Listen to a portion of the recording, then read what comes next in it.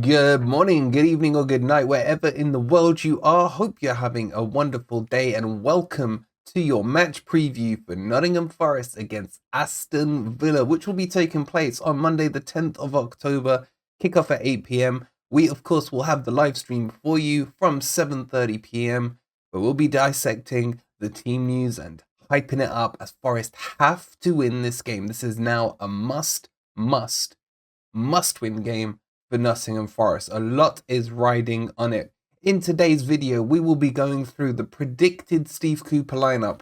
We'll be talking through the injuries of the players and the players that are available. We'll also be having a look at the Villa team and how they will be setting up. And we will be talking about where the match can be won and lost, as always, for Nottingham Forest, amongst loads of other things. So guys, before we get started, if you would be kind enough to hit that like button, it would be greatly appreciated. It's free to do, as is subscribing to the channel. And if you'd like to support us, please do consider hitting the join button and becoming a member for 99p and getting all the channel perks. So let's jump into it, and I want to start by talking about the predicted Forest lineup.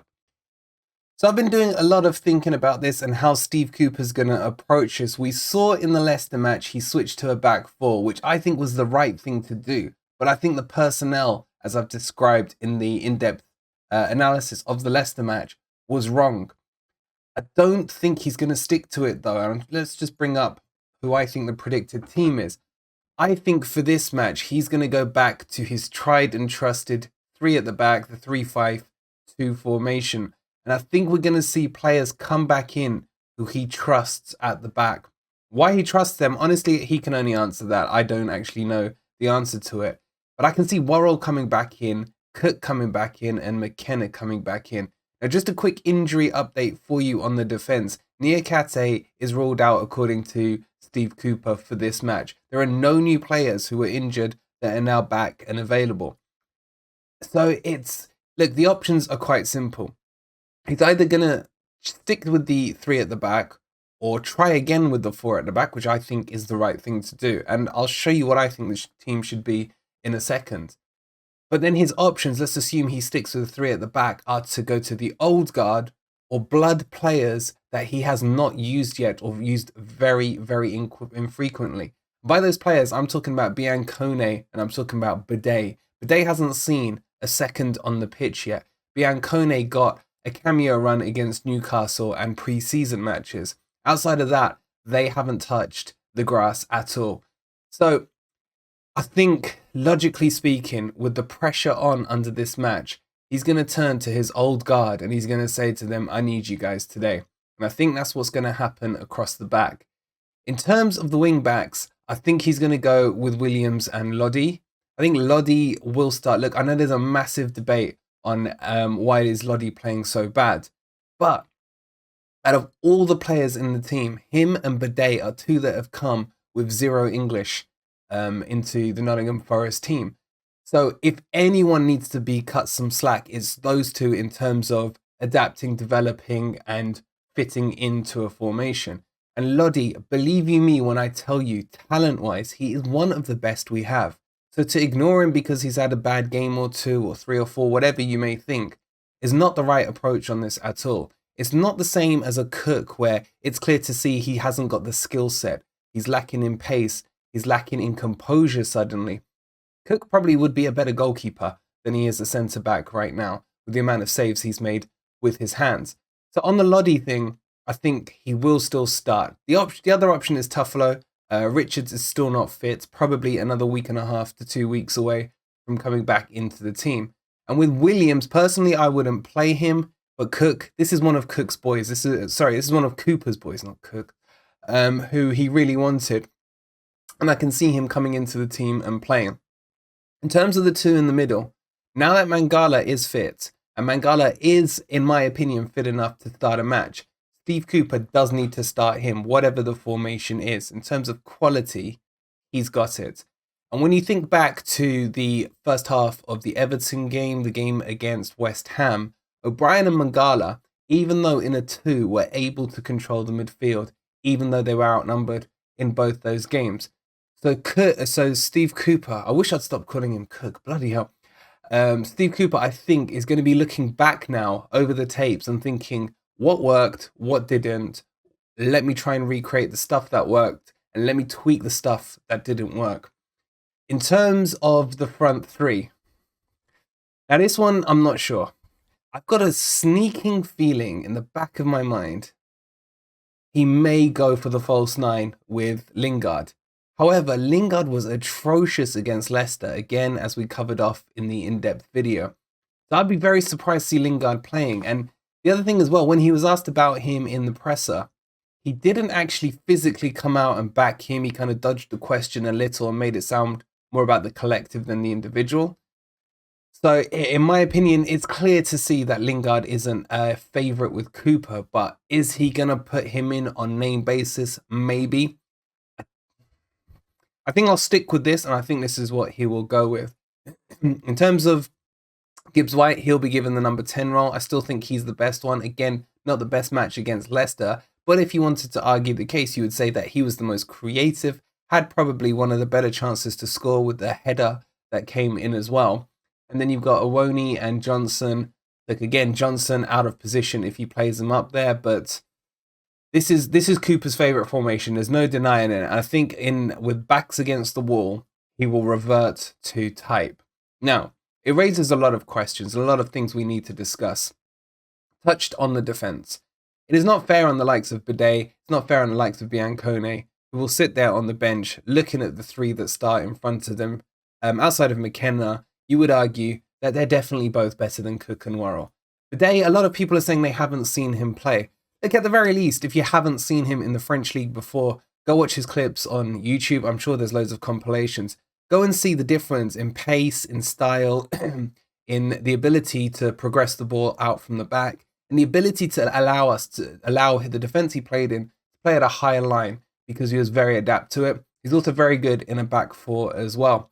In terms of Biancone, go and watch how the game was dead after he came on. I know we were like 5 or 6 down against Man City at the time.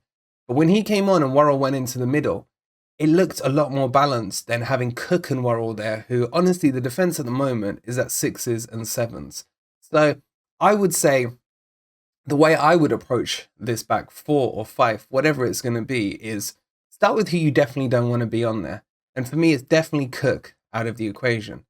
Worrell would be next on my chopping block. And that leaves McKenna, Bidet, Bolly, and Biancone. Those are the options technically you have with Niakate still out injured. And from there, you're going to have to make your selection. But will he work that way? I don't think so. So I think that's going to be the starting. Now, in terms of the middle, Yates is the next one we need to discuss. Will Yates find himself back into the team because Cooper's reverting to tried and tested? Like I said, with backs against the wall, there's a small percentage chance that Yates will come in, vice captain as well. Who would he drop for him is the question. Maybe he will look to sacrifice an Awoni or a Johnson and go a 3-5-1-1 kind of thing there and put Yates into the middle. Either way, I wouldn't start Yates. I guess I'm being slightly biased towards this selection off the back of it. But just bear in mind, there is a chance that maybe O'Brien gets dropped for Yates to come in. I don't think Freuler will start, which would disappoint me highly. But this is the team I think Cooper will go with. Now, as always, I'll give you my predicted teams. I'm probably going to do 2 here because I'm going to show you quickly 2 that I would go with. So let's bring that up on screen now. This is one of the choices that I would consider, and I'm sure you guys will leave me in the comments down below whether or not you like it, disagree, and you'd probably tweak a player or 2 here. But I like the 4-2-3-1. For the players we've got, I feel you can fit most of the players at our higher level into the team. If we have a look at this, what I've done, look, the centre-backs wouldn't be completely my first choice centre-backs. Obviously, Niakate is an automatic starter for me. It would be between Bidet and McKenna for me on that left centre-back position. But on the right centre-back position, I would like to see Biancone in there. I think he's got the pace, he's got the talent, he's young, he's hungry, he has a good attitude as well. Why he's out of favour, I have no idea. But that's what I'd go with at the back. Now, the thing that should stand out for you is I've dropped Williams and put Aurier in there. Aurier, for me, is a more complete right back than Williams. I am very worried about Aurier in a football match because, as I keep saying, he is a walking red card or a walking clumsy challenge. But when you look at his composure, when you look at his actual qualities, taking aside the issues that you have with him, he's a very good defender and he's very good as well at progressing the ball up the pitch. He's still, 28, 29. He's still got plenty of pace and plenty of energy in the tank as well. And he can get those overlapping links in with Johnson down the right-hand side. In terms of the middle, I want to play with a 2 when attacking and a 3, and a 5 when defending. So what's unique about this formation is that in defense, it switches into a 4-5-1. Now, what you'd see is Dennis, Johnson, and Gibbs White dropping into the midfield, creating a 5, creating compactness across the middle. And then you got O'Brien and Mangala, who will sit slightly deeper in that double pivot role, which they do very well, and they have chemistry together as well. Now, a lot of people will say, look, Johnson needs dropping. Okay, I'm okay with that. But who are you bringing on? Maybe what I would do, if you want to argue Johnson to be dropped, I'd put Gibbs White out on the right and bring Freuler into the middle, which I'll show you in the next formation. In terms of Dennis, he has to start. No way can Lingard go anywhere near this pitch. Lingard, I'm done with him. Dennis needs a proper run in the team, at least a start in the team in his correct position, which in my opinion is out on the left or out on the right. He can play in either, but for me, on the left, he can run down, cut in, take his shots, cross it in, whatever. And in terms of the striker, there's a big debate going on between Iwoni and Surridge. Look, I'll say what I need to say about them. You may agree, you may disagree. Remember, this is just my opinion on it. Iwoni, for me, is more of a complete striker than Surridge. Surridge is definitely the better finisher, but doesn't have the all-round game. But he will press and close down, and Iwoni needs to start doing that. For me, I feel like the instructions coming from Cooper and the rest of his staff are not to press high up the pitch, which I would like to see. It's more about getting the shape compact and defending your own half, making it hard for the team to play through the lines, etc. But that's not working. If we can win the ball higher up the pitch, where we've got defenders who have got pace in the likes of Bidet and Biancone, and obviously Niakate when he comes back, you can risk playing a higher pressing game because those centre-backs have the pace to recover, and that's the key to it. If you're going to carry on with Cook and McKenna or Worrell or whoever it is, players with no pace, you can't risk playing a high line. As we saw against Leicester, the ball just comes over the top. The striker will outpace Cook, etc. every single time. So Iwoni for me would start ahead because I guess the way I'd summarize Iwoni is I think he's got a terrible second touch. I've said many times he looks like he's Bambi on ice. He brings the ball down well. But we're not playing into his strengths. He's not a back to goal kind of player. He needs the ball played into him, a bit like we saw on that pathetic chance he had where he could have lobbed the keeper, and in the first half where he hit the post. That's where he's running through onto the ball. That's where his strengths lie. Where his strengths do not lie is in the hold-up play, because he's going to shin it and put it out of play, or something like that. So if we play him, we have to play him to his strength. But he will score us goals. If you give him a few chances, he will put one away. Yes, Surridge may convert, have a better conversion rate shots to goals. But overall, Iwoni's game is better. But I'm up for the debate on it, so let me know down in the comments below. What I think we need for the Villa match, though, isn't this formation. I know I've harped on about this one, but I think there's a slight change that needs to happen, and let me bring it up for you. I personally would go with this one for the Villa game. It's a 4-3-3. Why? Because you're packing out the midfield. You're putting 3 in instead of the usual 2. Even in the formation I just showed you, more times than not, it'll be O'Brien and Mangala playing as a 2, controlling it. What we need to do is understand who the quality players are in our team. Look, if I had to tell you right now to name 4 players who have had a good season, you should only be able to come up with 3 for me. And for me, it's O'Brien, Mangala, Niakate. Outside of that, honestly speaking, you could argue both ways against any player, good and bad. So for me, those 3 players are key, and obviously Niakate is not fit. But the players, if I asked you about quality, who's got real pedigree in our squad, you have to start with Freuler as being up there as one of them, because he comes with clear pedigree. He still plays with pedigree, class, and a real footballing brain even at international level. but we are not designing the team around him that will work. And that's a frustration for me. So for Freuler to work, you really do need to play him in a 4-3-2, 4-2-3-1, or in a 4-3-3, which is what I've designed here. But you need players around him who will do the donkey work and the hard graft around him to allow him to, as his name suggests, conduct and pull the strings in the midfield. Now, if you do that, you need pace on the wings. So I've put Dennis Still on the left. I've brought off Johnson because in this formation, you do need two midfielders that will drop. I think Gibbs White is a bit better on the defensive aspect than Johnson would be because he does tend to drop a lot and bring in that, again, midfield into a five when you need to defend.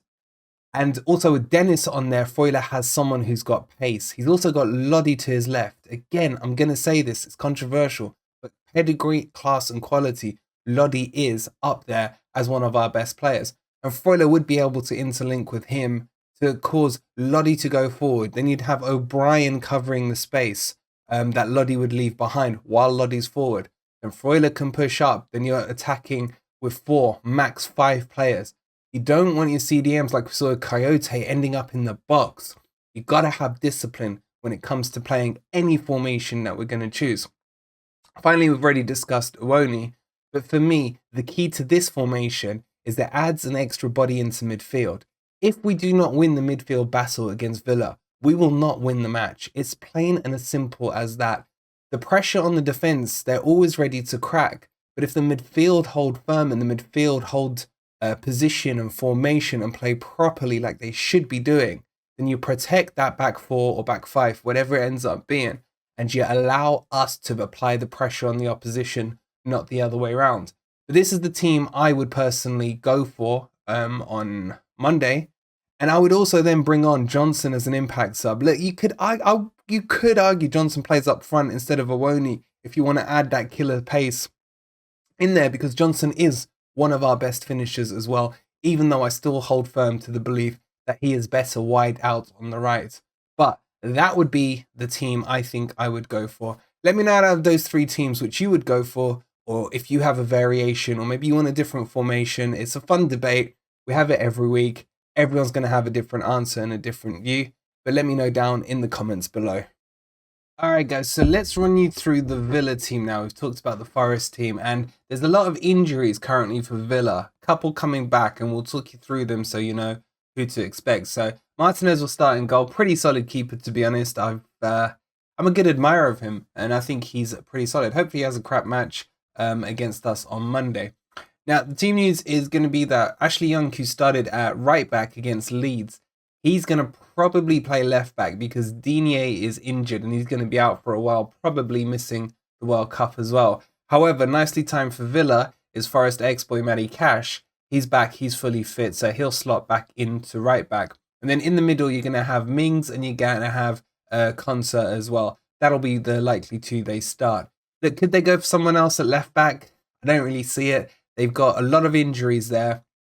Augustinsson, or however you pronounce his name, I think is not available either for this match, who they used in the Leeds game. So it's very likely that Ashley Young will switch into left back. Now, Ashley Young is 38 years old.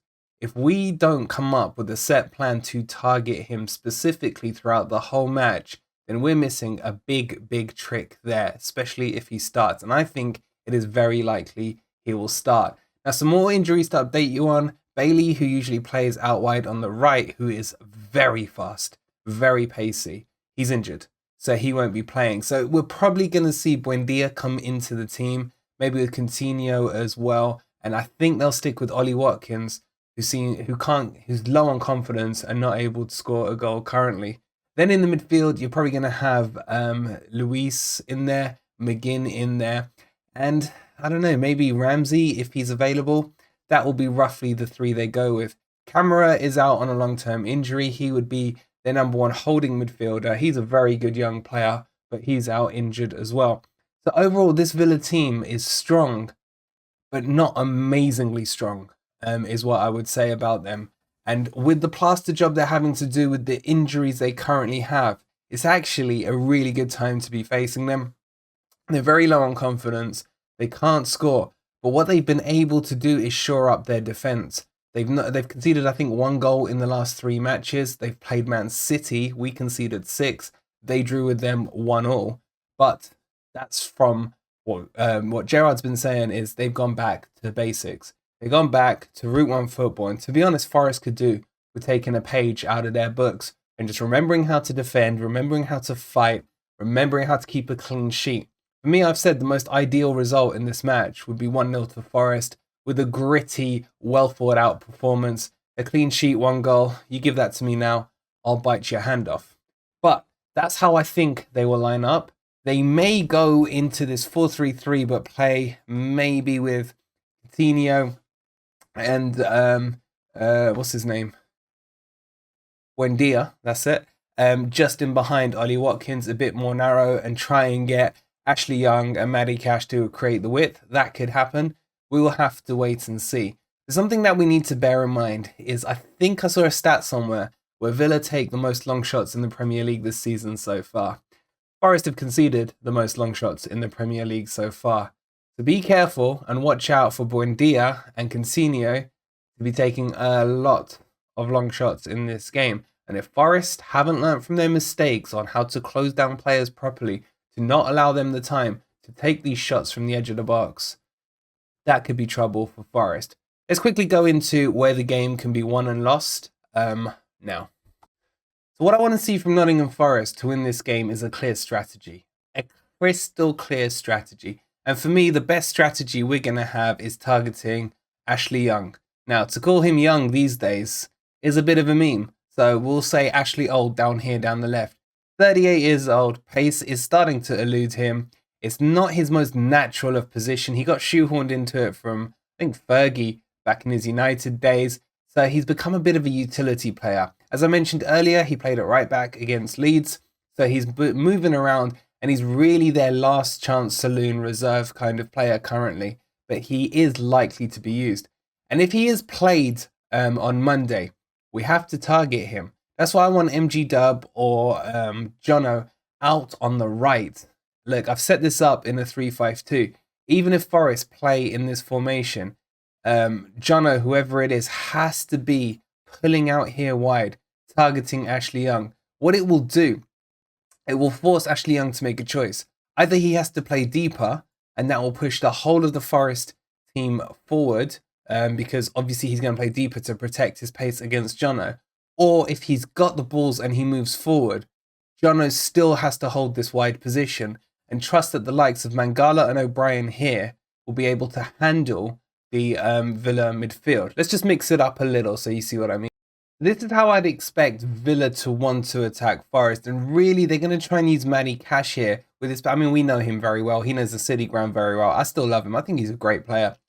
He's going to be targeting Lodi here, 100%. Lodi, we know, likes to get forward. That potentially is going to leave a hole here, which is going to force, like I mentioned earlier, if Lodi's going there, then you need an O'Brien to step into this hole and pocket to cover it off, and then Mangala, dropping into the middle, covering the space, and then MG Dub has to play in the pocket here, in and around the halfway line, if of course it is him selected. But I still want Jono just to be touching the touchline here pretty much the whole match, keeping Ashley Young's mind occupied.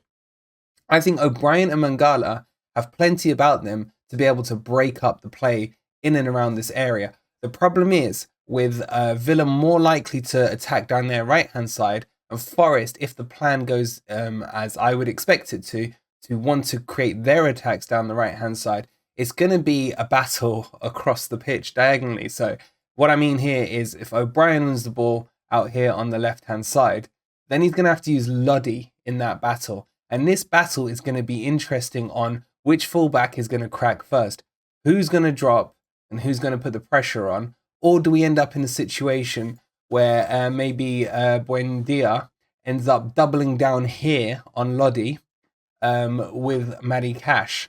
That could be a problem because we saw that happening against Leicester where Lodi was stuck. O'Brien and Coyote weren't tracking Maddison in that instance, and Maddison would cut in and play in the space between the lines and have the freedom of the pitch to do it. The Forest need to learn from that. If they don't learn from that, if O'Brien isn't sitting on Coutinho or Buendia, whoever it might be in that hole, they're going to end up between these lines in the space here. And we're just going to see long range shots happening.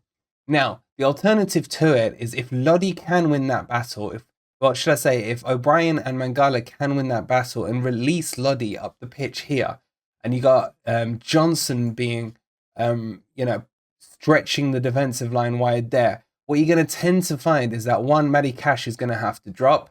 This will then allow our midfield to start to try and dominate it in the middle.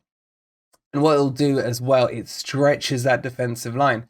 So you got Matty Cash there, then you got pockets where Awoni can work into, MG Dub can work into as well, and still here with Johnson out wide, maybe forcing the left centre back to pull across in Mings, and of course forcing Ashley Young back. But if we can get this on the transition, where maybe we've won the ball in a position, let's just set it up, so it's something like this where we're a bit more compact and they're a bit more committed here, then what you can do is you'll have space between the lines where MG Dub's here in the middle, but Johnson is available wide. Then he's going to be up against Mings, who is a strong physical character, but as long as Johnson doesn't get too tied up with him, should be able to take him on. Ashley Young will struggle to recover pace-wise compared to Johnson, and then we can hit him on counter-attacks, which is what we did best last season. We have to get back to the basics. We have to get back to the roots of what made us such a great team last year, and it was having a clear, defined game plan. It was link-up play between Spence and Johnson down the right-hand side. So if it's Aurier down the right or Williams, whoever Cooper goes for, they have to interplay and connect well and use the likes of Mangala in the middle to create the triangles. It's not the formation, like I said, I want to see happen, but I still think Forest can win with this formation. There has to be discipline. At the moment, what I'll say is formation doesn't really matter that much. It does matter, but not as much as discipline, desire, and an eagerness to get in the challenge, to press hard, to press high, to want to win the balls, but to stay correctly in your positions. It's the key to this game. So if Forest can do all that, they do have a chance at this game, but I don't think it's going to be an easy ride. Look, I didn't think the Leicester one was going to be an easy ride. I thought the Mitrovic FC and the Bournemouth out, we should have won. Should have been 6 points for Forest. This one's going to be a battle, but Forest will have the edge because the crowd are going to be so pumped up, and that will just naturally reflect into the players. What we don't want to see from that, though, is what can happen where the players get over pumped, going too hard on challenges. We could end up with more bookings, potentially red cards, overcommitment of players, too much desire to attack when they should be holding, midfielders getting out of position, getting in front of the ball when they should be behind it. There's so many things that could go wrong with this match, but there's so many things that could go right. If we can get on top, if we can press Villa back, or at least if Villa are pressing us and we're holding firm, and we've got those options to counter-attack and hit them how we used to hit teams last season, and we really do have a fighting chance. I think we can win this game. I think we have to win this game because, let's face it, we've got Villa then Wolves, 2 winnable games. And then you got Brighton, Arsenal and Liverpool. Now, let me answer me this question. If we, God forbid, go and lose to Villa and then we go and lose to Wolves, can you see any points coming from those next 3 matches? If we lose these 2 matches and those next 3, we're on a loss streak of what, 10 games? 10 games. And like I've mentioned before, new contract or not, it would be extremely unlikely for any Premier League manager, let alone Steve Cooper, to survive losing 10 games. The quarter of your season, 25% losses. Well, over that, it would be in a row. Look, I'm getting way ahead of myself with that question, but it is a niggling worry in the back of my mind. That's why this game and the Wolves game are huge. We have to at least take 4 points from it, if not 6, as a bare minimum, and then see if we can grind out a result against Brighton and then roll the dice with Arsenal and Liverpool. But overall, we've got to stay confident. We've got to stay pumped up, and we've got to back them for this match. It's huge. It could even be a season-defining match. Look, let's flip that round. If we win the Villa match and we win the Wolves match, at 6 points, that puts us up to 10. Probably moves us up into like 16th position, something like that in the table. And then maybe we go into Brighton with newfound confidence. Maybe we can nick a point, nick a goal. 9 points, suddenly we're on 13 points, and the snowball effect continues. Getting way ahead of myself, I know. But we've got to start thinking positive. But we can't look beyond the first game because we have to get the 3 points on that. Let me know your score predictions down below. Can Forest do it? I want to believe they can. My heart is saying yes, but my head is saying this is going to be a tough one, but a huge one. Don't forget to join us for the watch along, 7:30 p.m. We will, as always, build up to the match. We will have the graphics on here so you don't miss a kick of the game if you're not going to the match yourselves. This is huge, guys, and let's get pumped up and let's get ready for it. Thank you for watching. Don't forget, if you haven't already, leave a like on the video before you do leave. Subscribe to the channel. It's completely free to do. And if you want to support us, please do hit that join button and become a member. Thank you for watching. We'll see you on the next video. Come on, you Reds.